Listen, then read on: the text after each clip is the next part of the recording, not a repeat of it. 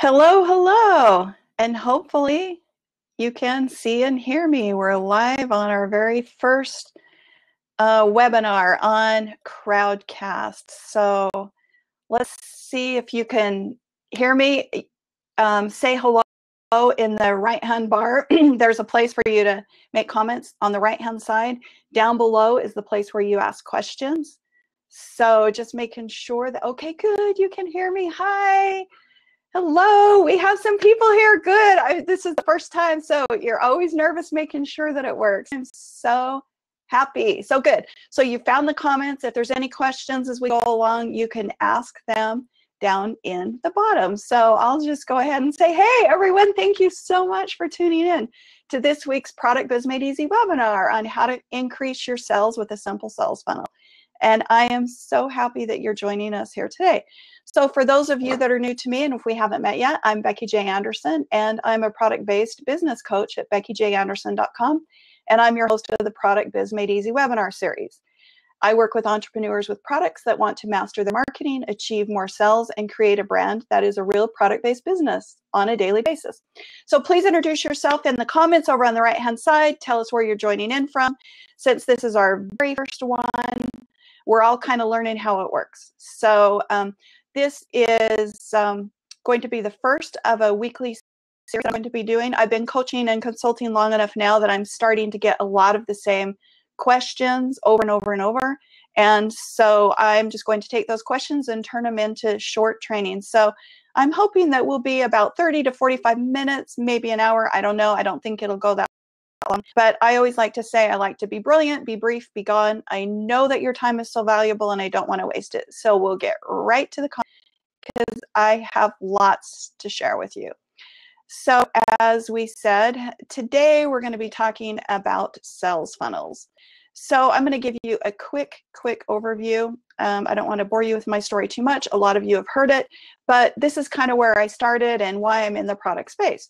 So I started in the product space in 1995. I opened up one retail store as a hobby and a place for my girls to work. And little did I know that I would absolutely fall in love with products and with retail. And before you knew it, 10 years later, that retail store had turned into multiple retail stores. It had turned into a wholesale candle manufacturing company. We had 260 employees in our US 100 square foot facility, and we had a staff of full-time employees in China. So we were selling to over 10,000 retail stores all over the world and 88 retail chain stores. Our yearly sales were in excess of $20 million a year. So 13 years later, after we opened up the first store, like I wasn't crazy enough already running a big business, I started a second business, my husband and I did. And we spun it off. It was the same candles, but it was in a different category. It was in the direct sales space. And within a couple of years, that business was doing well into the seven-figure in sales. So we were running two businesses at the same time. So literally, I was burning the candle at both ends. My husband laughs at that joke, but because we were a candle company, that pun is intended because we were in that space. So we were only home 12 weekends the entire year. I was absolutely getting burned out. And before you knew it, I landed in the hospital that year and nearly died from an infection. It was made much worse because I was absolutely exhausted. So long story short, we sold the company 16 years to the day that the first store opened. How ironic is that? It was just absolutely crazy. So today, I'm a wife, a mother, and a grandma to 6 cute little boys. And more importantly, I'm a daughter taking care of my dad in his final years. We moved here 3 years ago when we sold the business, and we've been taking care of my dad ever since.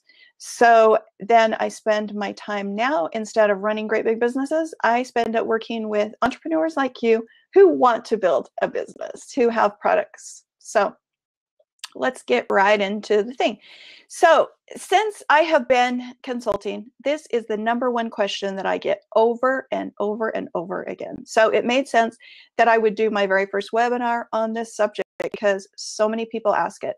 They think that they're going to build a business and it's just going to happen. And you know what? It doesn't. It doesn't just happen. So we're going to dig into that. So this is a mistake that I see over and over and over again. And I want you to correlate it to dating. So you meet a person, you're not going to go right up and ask them to marry you, right? So as salespeople, we are courting our prospects like you would court someone when you're dating them. You don't usually get married before you've been on a few dates. So you don't want to say, buy my stuff, buy my stuff, buy my stuff. It takes some time and it takes research to figure out if the commitment's meant to be. And if you're too forward, you're going to scare that person away and they're going to go running for the hills. So transparency, trust, and good timing are essential if you want any relationship to evolve from nothing to something meaningful. And that's in dating or in selling products. So you do not want to put the wrong move on the wrong person at the wrong time, right? Hence, why you need a proper sales funnel. Okay, so what is a sales funnel? For those of you that are not familiar with it, because it's a kind of a scary thing for those that haven't done it or don't know what it is. It seems like it's overwhelming or daunting, but all a sales funnel is a simple funnel. A sales funnel is a simple way to get people in front of your customers and moving them through your sales process. That's all it is. Super simple. So every business needs a sales funnel. And look at McDonald's. They have a sales funnel. Almost every successful business, actually, I won't say almost, I'll say every successful business has a sales funnel. So let's go through the McDonald's one just so you see how simple this can be. So you all know who McDonald's is. You see a commercial or you hear a commercial or you read an ad or something and it reminds you, oh, I want a sandwich or something. And then they get you in the door because they have a deal on their sandwiches. They get you in on the sandwich. So you go in and you get the discounted price on the burger. And guess what? They got you in the door. And then what happens? You go up, you order the sandwich, and they say, do you want fries with that? And guess what? You've just been upsold. That is McDonald's sales funnel. So that's how simple a sales funnel can be. So let's go through this.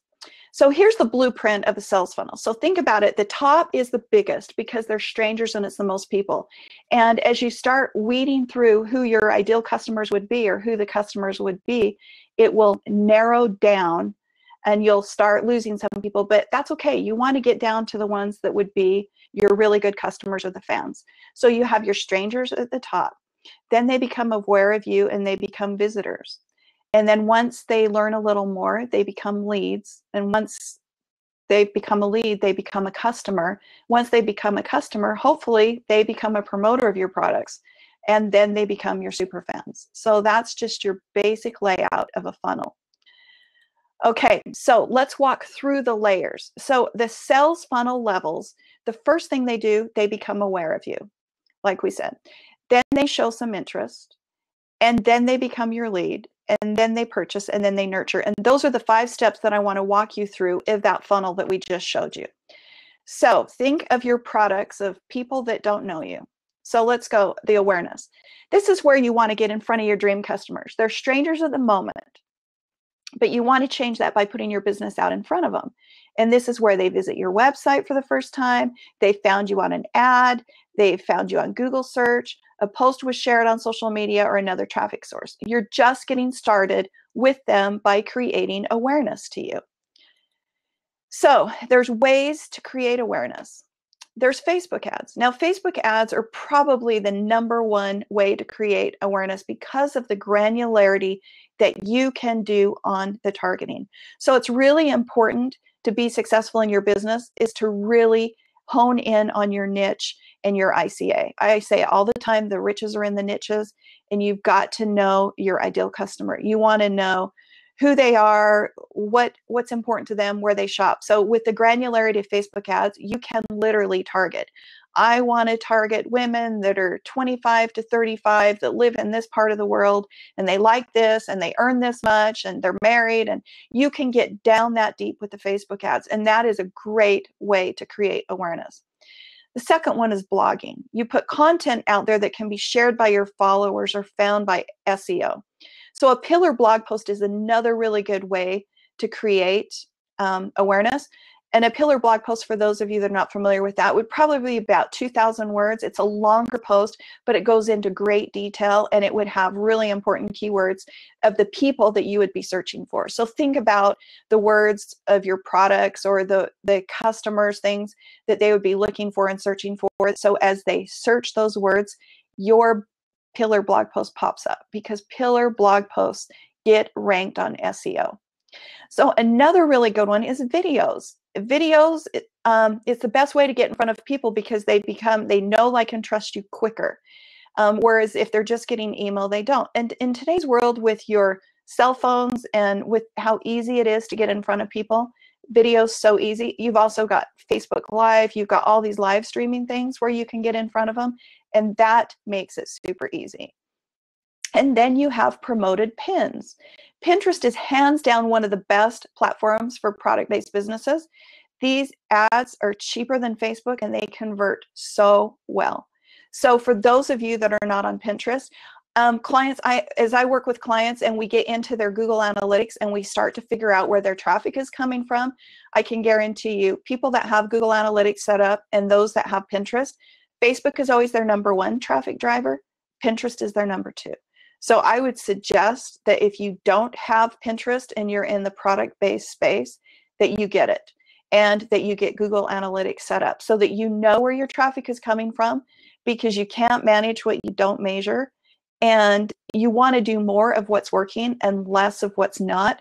One of the things that I'm also finding a lot with clients, going back and forth with clients, that they're spending a lot of time on Instagram, and Instagram, as you start digging into your traffic on Google Analytics, is not converting as well as Pinterest and Facebook.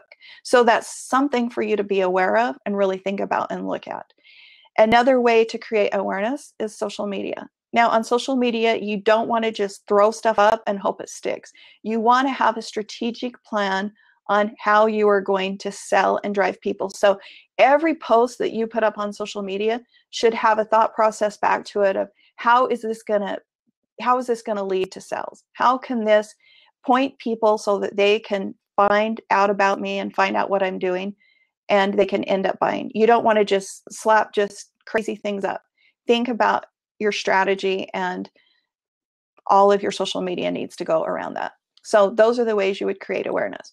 So let's do an example here. If you're selling candles, you would create an ad on Facebook or Pinterest and showcase your candles. You could target people that are interested in home decor or decorating ideas. And your ad wouldn't be, buy my stuff, buy my stuff. Try to make it be an educational, where they can learn and they can become educated on candles, or, on what you're selling. But that's how you would do it. So one of the things that I did when I was in the candle space, I spent a huge amount of time educating people on our wax. So we used soy-based wax. We used all natural. We tried to use all natural products. We used only the best-selling fragrance.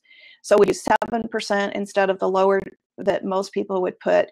We used cotton-based wicks. So I would go through the whole thing on educating candles, and then I took it even a step further, because there's what I call the candle scandal in the candle space. For those of the buyers that don't know the candle space, they don't know this happens. But when you walk into a really cheap, or you walk into a retail store and there's really cheap candles, typically those candles, if they're in jars, they will put what they call coring in the middle of them. Like, they'll put a great big round thing that's about this tall, and it's white and it has no fragrance, and they'll stick it inside the candle, and then they'll pour wax around it. And then they take the lid off and they see the color and they think they're buying a full candle fragrance jar, but guess what? They're not. And so I spent a huge amount of time educating my buyers on that. So I would literally buy the candles of the competitors and I would lay mine next to it. We would take a hammer, we would break it open, and then I'd cut it in half, and I would show them, look at this great big white piece of wax in the middle. So I wasn't necessarily selling my candles, buy my candles, buy my candles. I was educating the buyers on why my candles were better and what they needed to look for if they were buying candles. So think of ways that you can educate people on your products as you're getting out there and letting them become aware. The next step as you pass through the awareness is interest. So at this stage, your dream customer is actively looking for a solution to their problems and a way to achieve their goals. And they found you. They searched for solutions on Google, and that's when you can attract them to your great content. And now is the time when they express their interest in your product or service, and they're going to start following you on social media. They're going to subscribe to your list. So this is a really important stage in the process, because now they're really aware. So you want to make sure that they get the best information that they can about your products. So ways you can create interest, because once they become aware and they're starting to learn about you, you can offer a discount code. You can offer coupons. Now, most platforms that you're doing e-commerce on will allow you to do coupons, but you can also create them in Canvas so that they can come through your autoresponder, your email. You can do free training. You can do free shipping. You can do giveaways. You can do upgrades. You can do special offers. And look at that. I put, you can do free shipping twice. Oh, well, you can do free shipping. And that is always, when I was in the space, that was always a huge incentive on the e-commerce side. People love free shipping. Or you can get really creative and think of ways that you can, like if you look at your competitors, for example, I would always follow Bath and Body Works. And if you look at what they do, they'll do like 2 for $15, or then they'll do 4 for $30, you know, and you'll start adding it up. It's always the same price, but they're just getting creative on how they're marketing it and putting it there. So be kind of watching your competitors to see how they're doing it. I used to have a big, huge spreadsheet, and I would log all my competitors just because success leaves clues. You don't want to copy them. You just want to be aware of what they're doing. And it's a way to give you creative ideas on how you can do that too, and different things that they're doing to create interest and move people through their sales funnel. So whatever space you're in, I say Bath and Body Works because I was in the candle and bath and body space, but just it's a way if you're stuck to kind of figure out how to do that. So an example here, if you sell lotions, include a free mini sample of another product like a soap. So then you're introducing them to something else that you do. These are just ideas to give you examples. Or you can offer a discount coupon for your first time purchase. So then the next phase in the funnel, once they've become aware and shown interest, they become a lead. So now you've connected with them and you have their attention. So now you have an awesome incentive. We know they want. Now you need to turn them into a lead. So that's the next process. So leads would look like, they could be your social media fans. They could be your email subscribers. They've come that far down the list. They've signed up that they're now there. So the leads are traffic coming to your website. Leads are people in your store if you're bricks and mortar. Leads are buyers that are willing to see you if you're wholesale. So be aware of what leads are so that you can work with them and turn them into customers. So a perfect example here is if you sell products and someone signs up for a discount coupon, they are now totally incentivized to buy from you, to receive that discount, because they signed up for it. They got it. They took that next step. So now the next big thing is action. This is where your dream customer finalizes the sale with you. They push the buy button. They've paid you for the product. But one of the biggest mistakes I see owners make in their sales funnel is the closing. They aren't going to buy the minute they become a lead. So you want to continue to nurture them. So you have their email address. You have to market to them through email marketing, and you have to ask for the sale. They are interested. They gave you their email address, and most people need to see or hear an offer 7 times before they say yes. Think about how many times you're surfing the web and you see something and you go, oh, I like that, but I'm not going to buy it yet. And then you start to see it over and over, and then you go, I think I really need that, or I want that. It's the same thing. So once they're on your list there, you need to provide that value, build the relationship, and make offers as you're building trust. And you want to continually do that. So then your next thing is ways to close. So for email, for e-commerce, email is one of the best ways. You just continually to nurture them through your email. So you want to give them something of value every week or every couple of weeks, however often you feel like your customers need to hear from you. But I'll tell you this, people get so hung up on social media and they think that is the best way to get customers. It's not. The best way to get customers is your email list. I can guarantee you, if you check the ROI on both, once you get them on the list, if you are communicating with them on a continual basis and educating them on your product, your highest close rate is going to be off your email list. And you hear it a lot in the industry. The value of your business is the size of your list. That is so true, because I found it over and over and over in my business. Once someone became a customer of mine, if I can continually market to them, I could get the reorder. So your best customer really is the one you already have, but you want to continually take care of them through email. So don't get so hung up on social media. Worry about and work on email. So another way to close, if you're a retail store, make them an offer when they come in the door. Let them know what your promotions and your offers are. And then another way is phone calls. So if you're in the type of business where you can get in front of your buyers or you can talk to them, a phone call always works better than email. And I'll tell you a story about, you want to get creative on ways to close the deal. Because you want to close. So when we were in the candle space, we were trying to get in Kohl's, and we kept sending samples in, we kept seeing the buyer, and we just couldn't do it.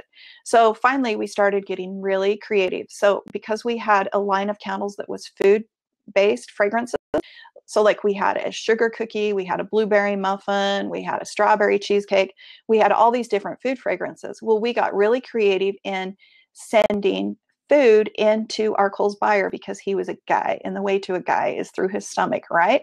That's what they say.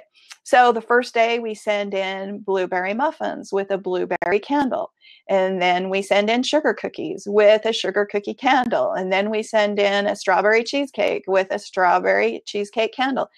And it wasn't very long before the buyer calls up and said, okay, I'll give you a test. And you know what?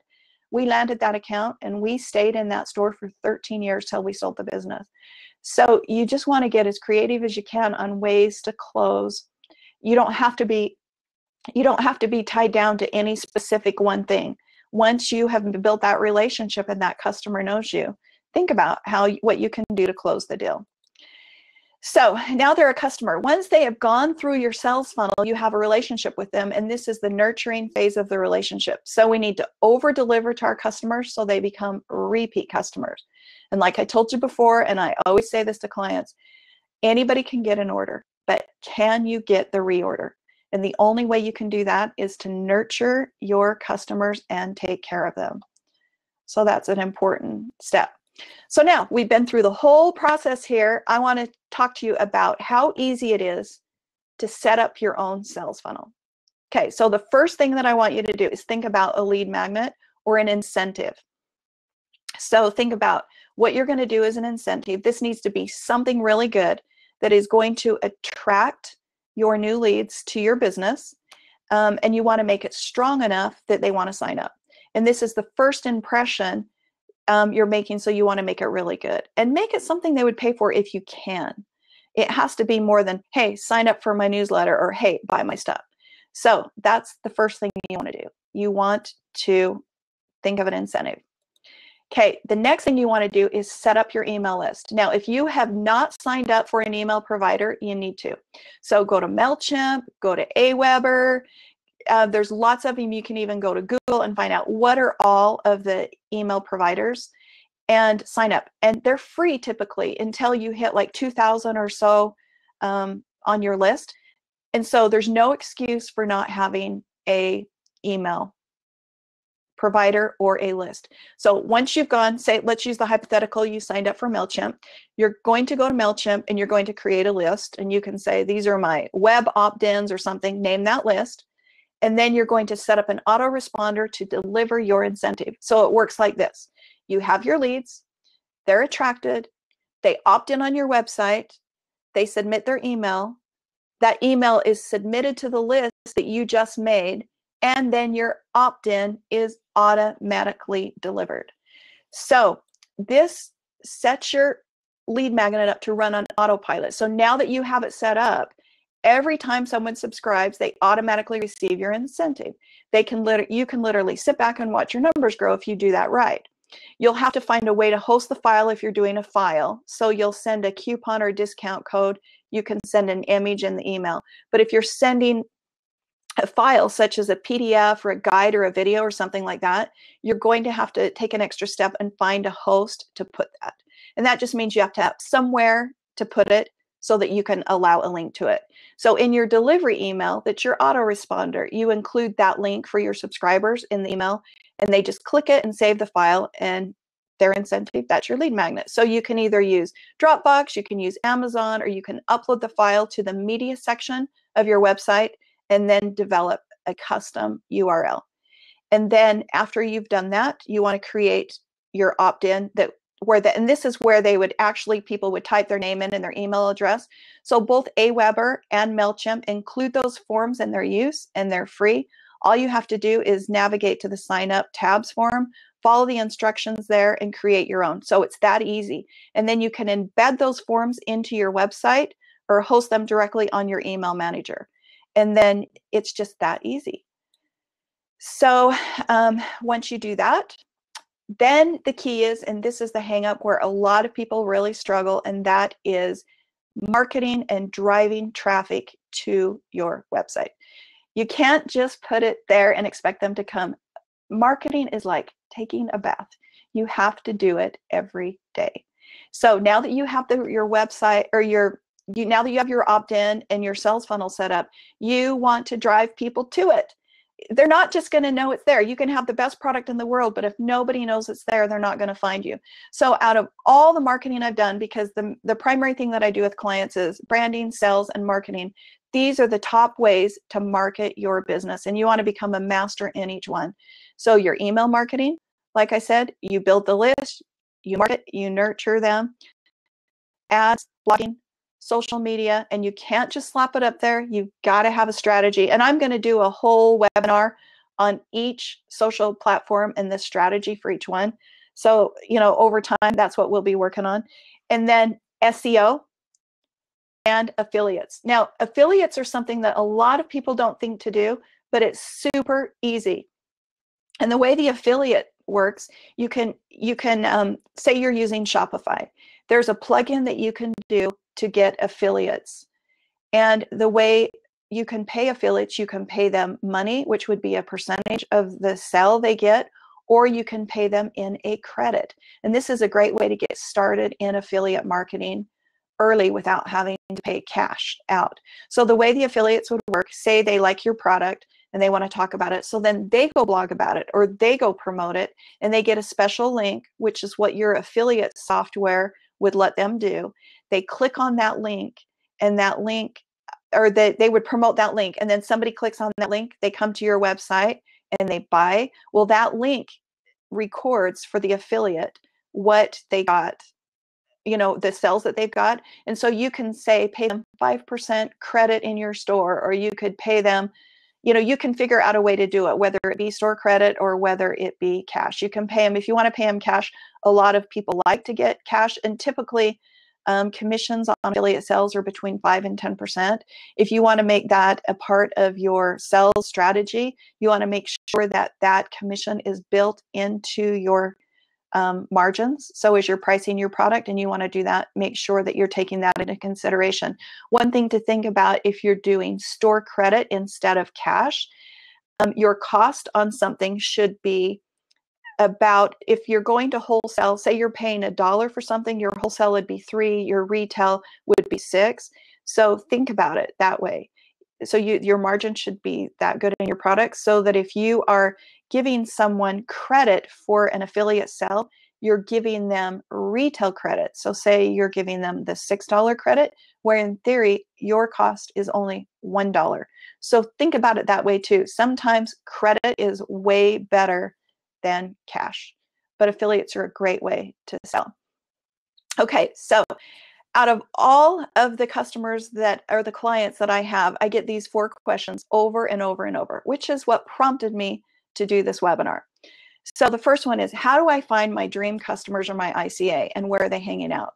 Because it's so important for your sales and for people to find you that you're niched down enough, that you're targeting with your keywords and all of those marketing efforts that we just talked about, that you're targeting them through those keywords or through your ads that you're targeting them.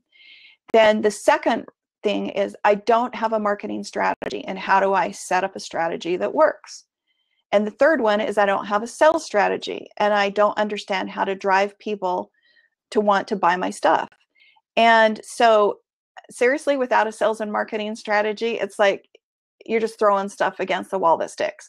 So these are the questions that come up over and over and over again. And so the next one that I get is, I am so overwhelmed. I don't know how to schedule my time. I don't know how to spend my time. I don't know how much time to spend on social media. I don't know what platforms to be using and how to spend that time. And so those questions are over and over again. So which, like I said, prompted me to do this webinar.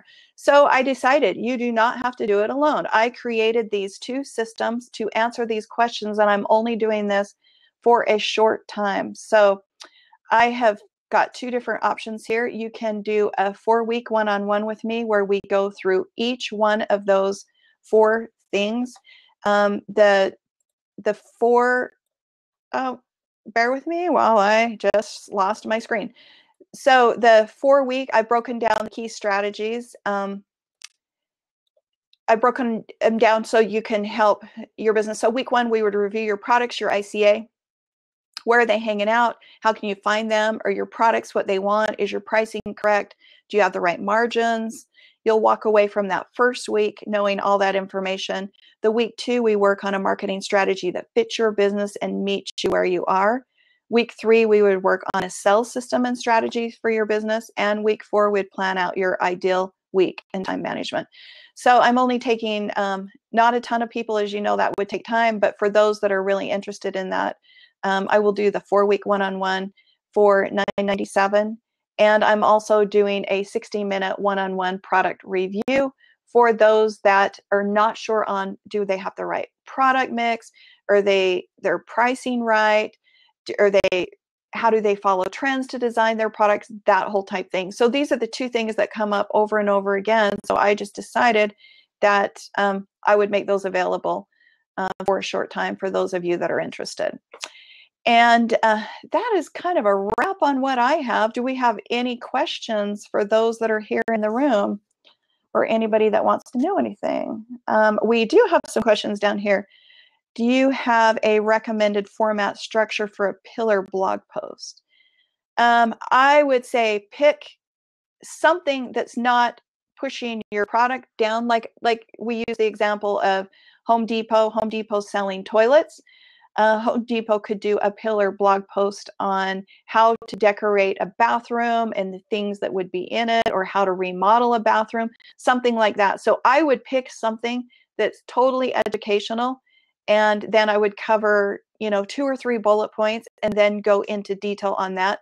And of course, at the end, you do the wrap and you teach them about your products and share your products.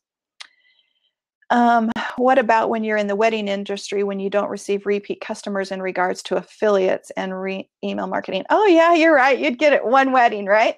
What you could do is educate people about the wedding industry, different things, so that they can spread the word of mouth to people that are in that space. But then affiliates would be a really good way for you as well, because affiliates would have people they would know. I would also work on targeting the wedding magazines, the wedding blogs, the wedding things like that, so that because you're right, hopefully you're not getting everybody doing more weddings than one. Where do we go to sign up for the 4 weeks one-on-one? You go to my website, BeckyJAnderson.com, and on the front page, I have those 2 options there for a limited time. So yeah, BeckyJAnderson.com. And that was not very good that I left that out. And thank you, Bonnie, for typing that in. Do we have any more questions here? I think I got everything here on the Ask Questions. Don't know if there's any in the sidebar, just checking.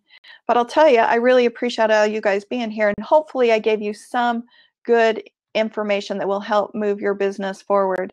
And make sure that you are all over in my Facebook group, Product Biz Made Easy. And I've made that easy. So all you have to do is go to productbizmadeeasy.com, and it should take you right there to the sign up for that Facebook group. And hopefully we can get a lot of activity in there and help each other out. Someone says here, the 4-week offer includes helping you pick out a product and getting it started correct. The 4-week offer helps you go through your products that you already have in your ICA. However, I do have programs where I could do that. If you do not have a product and you want a product, I can definitely help you do that. In fact, I had someone call me yesterday who had invested a ton of money into a product that was such a saturated market. She's sitting on a ton of inventory and can't sell it. And so if you haven't decided on a product, definitely I can help you, point you in the right directions on finding products. And my favorite product, if you haven't got a product already, would be to help you find a consumable product, because the one beautiful thing about consumables is it's used up and they order over and over and over again. Whereas if you have something that they only buy once, then you're continually looking for more and you have an advantage with a consumable. But yeah, I have all sorts of consulting packages on my website, BeckyJAnderson.com. All you have to do is go to the Work With Me tab and it will kind of explain that. But the two that I'm talking about today are the ones that are on the front page, and they're for a very limited time. Do we have any more questions? Time management and planning your week. Oh, Bonnie typed that out. Yeah, Bonnie, that is one of the questions that I get so much. Someone says, how is knowledge of trends helpful in picking products? That is a very good question, and that's one of the things that we'll dive into deeper later. But to give you the quick overview, one of the things that really made my business successful is we designed the products around the trends. And so let's use the example of, say there is a down economy and people can't afford to redo their living room or buy new furniture. They can shake the look of their whole room up by buying a rug, buying a pillow, buying a throw, and buying a candle, and by changing the colors of that. So one of the things that I worked really hard on was making sure that my products matched the products that would be out there. So if you ever walk through a store and see that there's families of colors always there in every department, that's because the buyers are really watching the trends, and the manufacturers that are making those products are watching the trends, so that it makes it really easy for the buyer. When you show them something, they go, oh, that's right on trend.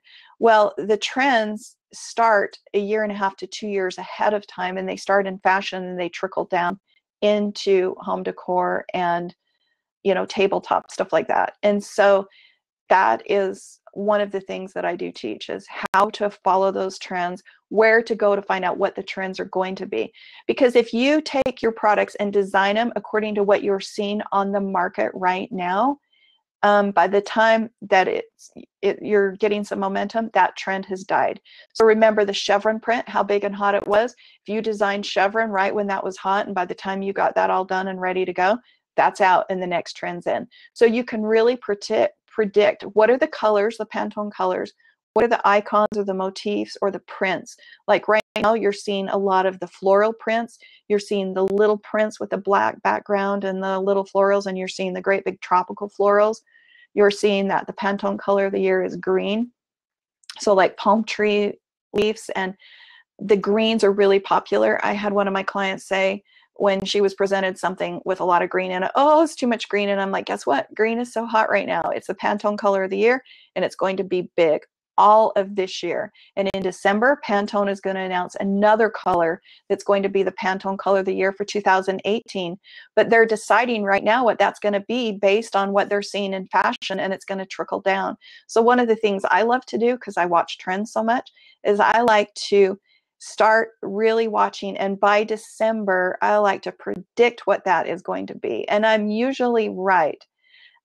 So that is an important part about designing your products if you want to scale your business, is making sure that you're watching those trends.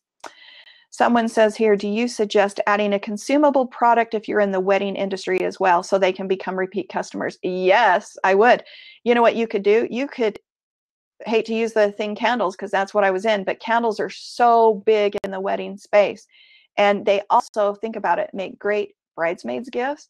They also make great favors, wedding favors. And I did a lot of weddings when I was in the candle space. In fact, my own daughter, we did a whole series of candles for her wedding, and we put her initials and her husband's initials on it. We put K and J, and then we put the date, and that was the label. So candles are a great thing that's a consumable in the wedding space, for sure.